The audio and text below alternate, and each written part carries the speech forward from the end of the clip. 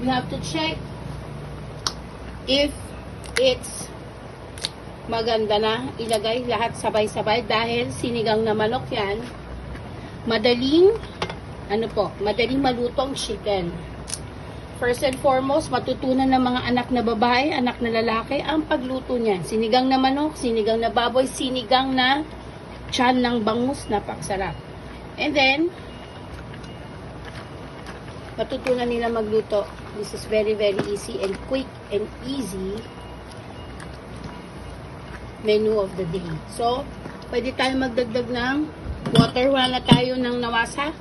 Okay, magdadagdag tayo ng water dito as to taste. If you taste it good at hindi masyado maalat, much better.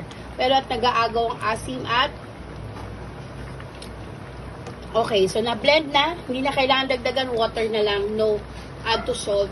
No, wala na tayong i-add na salt. Okay na yung lasa. So, madali lang maluto ang chicken sinigang.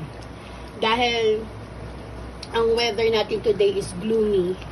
Nararapat tayo makainom ng sabaw. Na ganyan. Sa mga mahihilig naman sa makanin, hindi ko na kayo na-encourage na magkanin na marami. Mag-diet kayo. Okay, so hindi na tayo mag-add ng salt. Malasa na ang nilagay ni Teacher Ali. Shoutout po sa aking assistant this morning. At kung kay Mami Tan Felix, hello po, shoutout po. Idol po kita.